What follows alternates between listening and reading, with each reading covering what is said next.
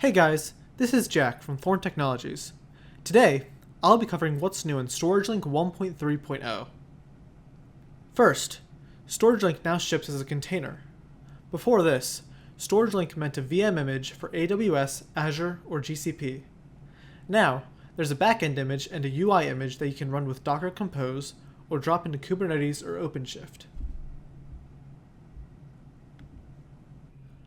StorageLink starts unlicensed out of the box.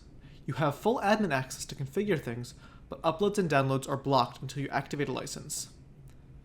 To get started, you can begin the 30-day free trial. Now, I just have to enter my work email, accept the EULA, and send the verification code. As you can see, I've received an email from licensing@thorntechnologies.com. Now, I can copy the code and paste it.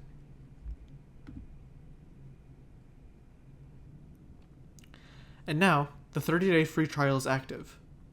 During that time, you can perform uploads and downloads with up to 10 users.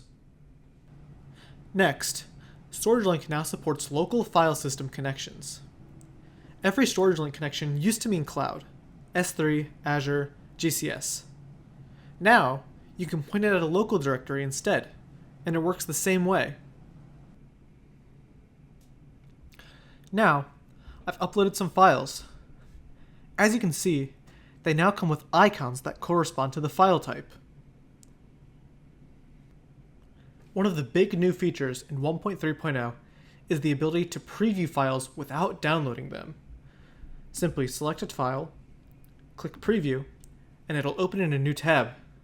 You can do this with text documents, images, audio files,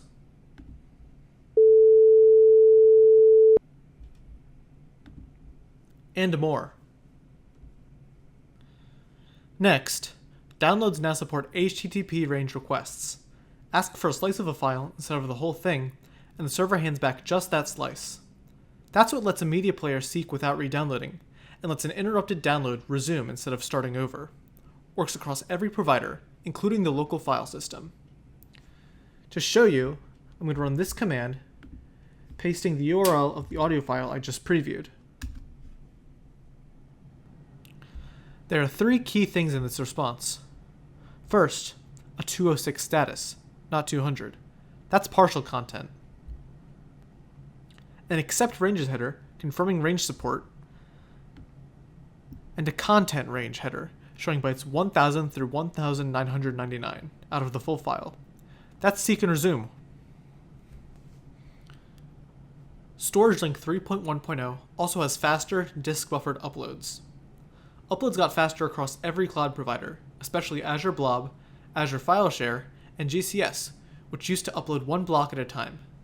Now, they stream continuously, multiple chunks at once, and uploads buffer to disk instead of memory, so concurrent large uploads can't blow out the server's RAM. If a file exceeds a provider's size limit, it fails immediately with a clear message, not hours into the transfer. Finally, a few smaller things. You can download a CSV report from any completed transfer job. SSO-only deployments can hide the username and password form for regular users.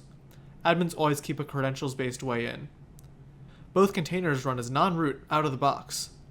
Pass Kubernetes restricted pod security standard and work cleanly on OpenShift. And there's a proper health and readiness endpoint now for load balancers and orchestration.